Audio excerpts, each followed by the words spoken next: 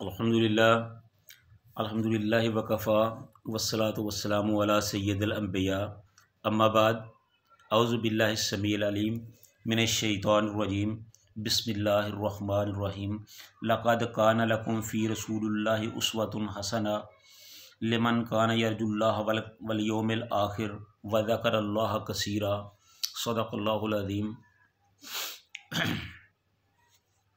हर किस्म की हम्दो सना अल्लाह ताला की ज़ात के लिए और दुरूद व सलाम रसूलुल्लाह सल्लल्लाहु अलैहि वसल्लम की ज़ात पे।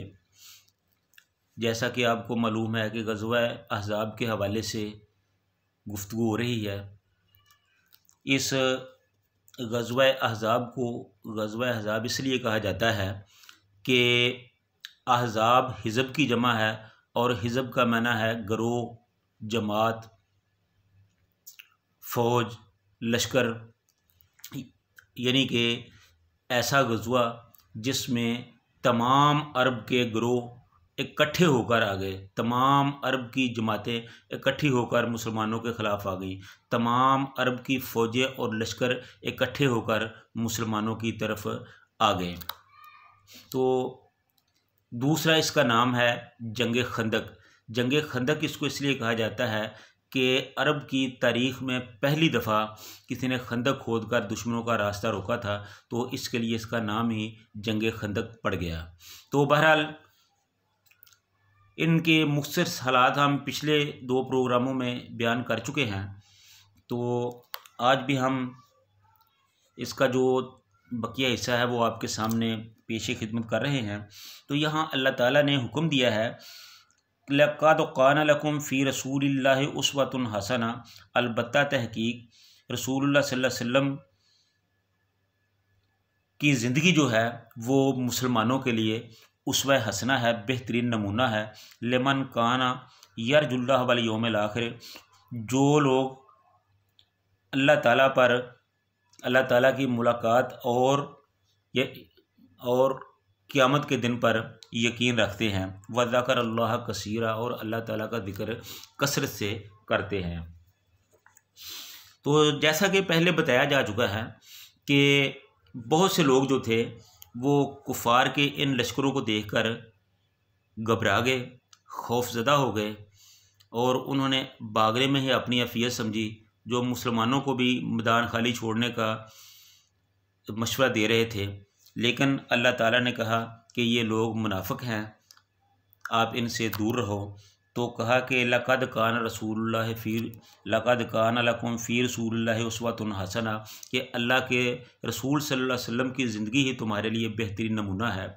तो ये मकसद ये है कि उन लोगों की बातें ना सुनो, बल्कि ये देखो कि अल्लाह के रसूल का आपके लिए क्या हुक्म है, अल्लाह के रसूल क्या कर रहे हैं, जो वो आपको कह रहे हैं, जो फरमा रहे हैं उन पर आप अमल करें, जो वो कर रहे हैं उनको अपने लिए मिशेले राह बनाएं। गो कि ये आयत जो है ये जंग के ज़माने में नाज़िल हुई थी, लेकिन ये हुक्म आम है। जंग के अलावा आम हालात में भी रसूलुल्लाह सल्लल्लाहु अलैहि वसल्लम की जो ज़िंदगी है वो हमारे लिए उस्वा हसना है। कारोबार में उस्वा हसना है, खाने पीने के लिए उस्वा हसना है, माल दौलत के लिए उस्वा हसना है, औलाद के लिए उस्वा हसना है, उस्ताद के लिए उस्वा हसना है, जर्नैल के लिए वो आप सल्लल्लाहु अलैहि वसल्लम उस्वा हसना है, जज के लिए आप सल्लल्लाहु अलैहि वसल्लम उस्वा हसना है। यानी कि ज़िंदगी के हर शोबे से तल्लुक़ रखने वाला बड़े से बड़ा कोई भी आदमी, वो सदर हो, वज़ीर आज़म हो, जज हो, जर्नल हो, कर्नल हो, उस्ताद हो,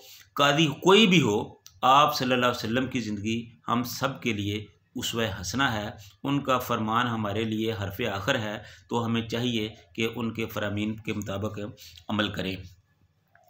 तो जब रसूलुल्लाह सल्लल्लाहु अलैहि वसल्लम ने काफ़िरों के सामने डट जाने का हुक्म दिया तो मुसलमान उनके सामने डट गए। कुछ लोग तो ऐसे थे जो भाग रहे थे, लेकिन जो असल ईमान वाले थे उनके बारे में अल्लाह ने फरमाया वलम्मा रअल मुमिनून अल अहज़ाब क़ालू हाज़ा मा वअदनल्लाहु व रसूलुहु व सदक़ल्लाहु व रसूलुहु व मा ज़ादहुम इल्ला ईमानन व तस्लीमा। और जब ईमान वालों ने, अहले ईमान ने बहुत से लश्करों को देखा तो उन्होंने कहा कि ये तो वही है जिसका अल्लाह ताला ने हमारे साथ वादा किया था और उसके रसूल ने हमारे साथ वादा किया था। वमा ज़ादहुम, और उनको देखकर उनके ईमान में और इजाफ़ा हो गया, इल्ला ईमान व तस्लीमा, उनके ईमान में और इजाफ़ा हो गया। मिनल मुमिनीना रिजालुन सदक़ू मा आहदुल्लाह अलैहि, मोमिनों में से कुछ ऐसे लोग हैं जिन्होंने अल्लाह ताला से अहद किया था, तो उन्होंने अपने अहद को सच्चा कर दिखाया। मन कदा नहबहू, उन्होंने अपनी जो नज़रें मानी थी उनको पूरा कर दिया। व मिनहुम, और उनमें से मई यंतज़िर, कुछ ऐसे हैं कि जो इंतज़ार में हैं कि अल्लाह ताला उन्हें मौका दे तो वो अपनी जानों को अल्लाह ताला के लिए लड़ा दें, अल्लाह ताला के लिए कुर्बान कर दें, इस्लाम के लिए अपनी जानों को निछावर कर दें, अल्लाह और उसके रसूल के हुक्म पर कुर्बान हो जाएं। तो मोमिनों का ये हाल है कि वो तो इंतज़ार कर रहे हैं कि अल्लाह ताला कोई ऐसा वक्त लाए कि हम कुफ़ार के सामने डट जाएं, या तो कुफ़ार को छील कर रख दें या ख़ुद अल्लाह की राह में शहीद हो जाएं। तो ये था मोमिनों का हाल। एक तरफ मुनाफिक थे जो डर रहे थे और दूसरी तरफ मोमिन थे जो अपना सब कुछ अपनी हथेली पर रख कर अल्लाह के लिए, उसके रसूल के लिए कुर्बान करने के लिए हर वक्त तैयार थे। तो इन हालात में जब कुफ़ार का लश्कर खंदक के उस पार पड़ा हुआ था तो रसूलुल्लाह सल्लल्लाहु अलैहि वसल्लम ने अपने सहाबा से कहा कि कोई है जो इन हालात में जाए और मुझे दुश्मन की खबर ला के दे।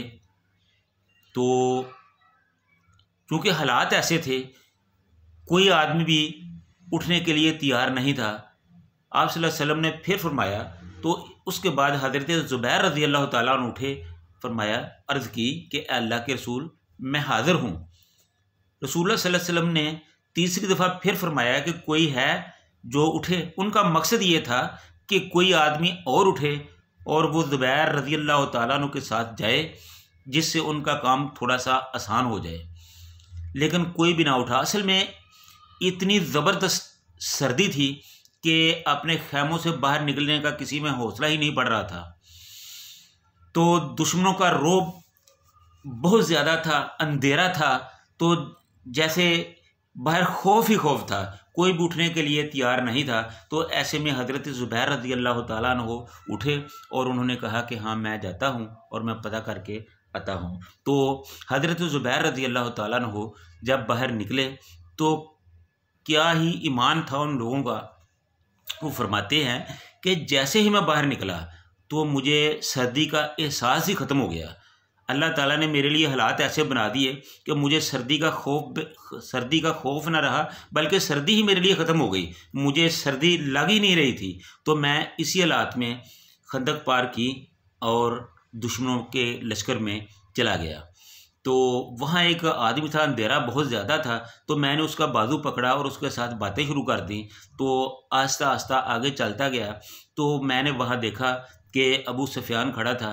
अगर मैं चाहता, हज़रत ज़ुबैर रज़ी अल्लाह ताला अन्हु फरमाते हैं कि अगर मैं चाहता तो वहीं अबू सुफियान का काम तमाम कर सकता था, लेकिन मैं तो एक मिशन के लिए आया था, एक मकसद के लिए आया था। तो जब वो कुफ़ार के लश्कर में दाखिल हुए तो अबू सुफियान की नज़र उन पर पड़ी।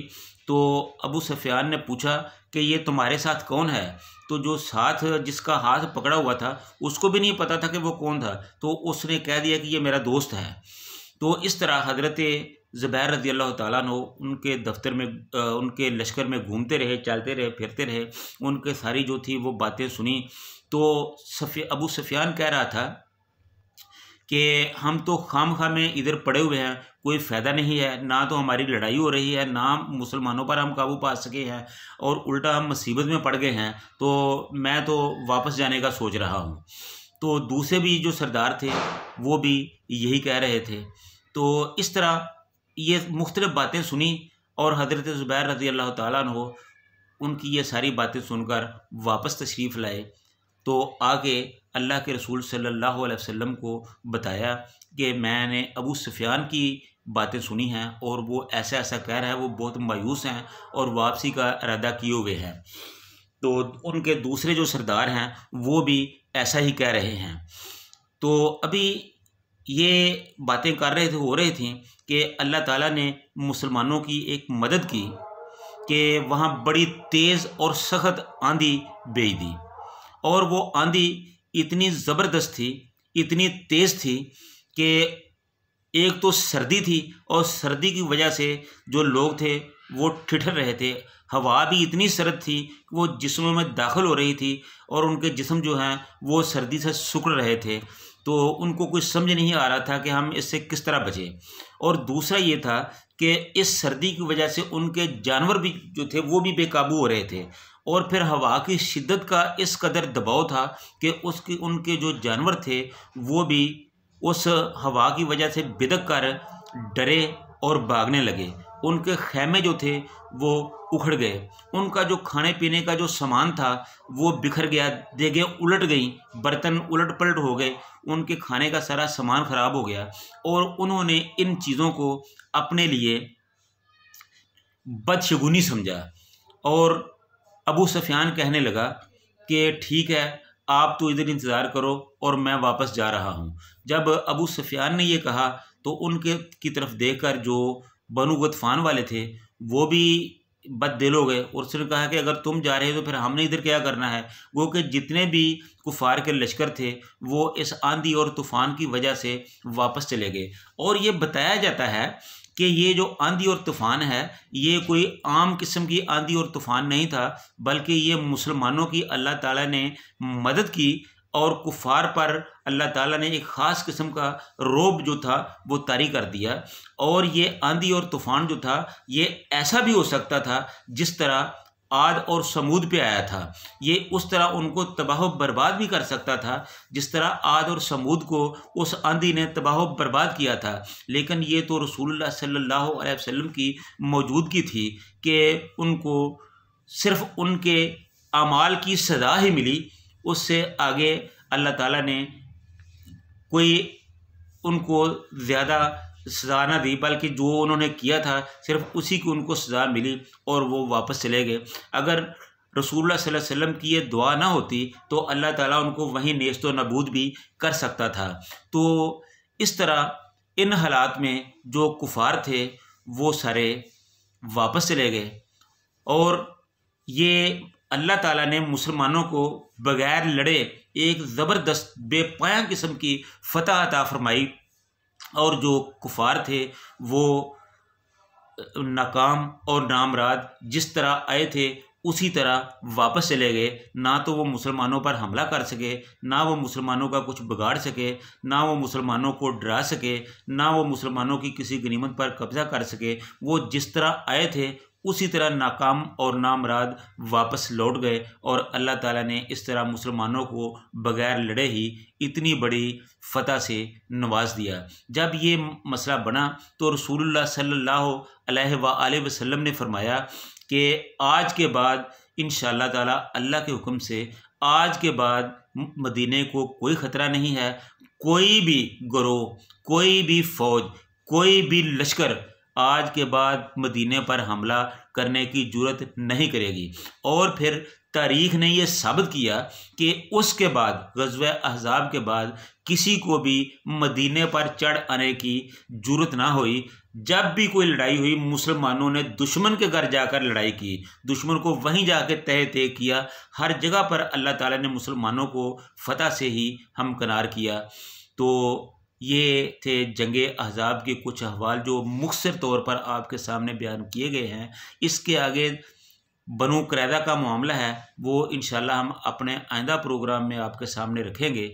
अल्लाह ताला से दुआ है कि अल्लाह ताला हमें भी रसूलुल्लाह सल्लल्लाहु अलैहि वसल्लम के नक्शे कदम पर चलने की तौफ़ीक़ अता फ़रमाए, और हमें रसूलुल्लाह सल्लल्लाहु अलैहि वसल्लम के सहाबा जैसा ईमान अता फ़रमाए, और उनके नक्शे कदम पर चलने की तौफ़ीक़ अता फ़रमाए। व आखिरु दावाना अनिल हम्दुलिल्लाहि रब्बिल आलमीन।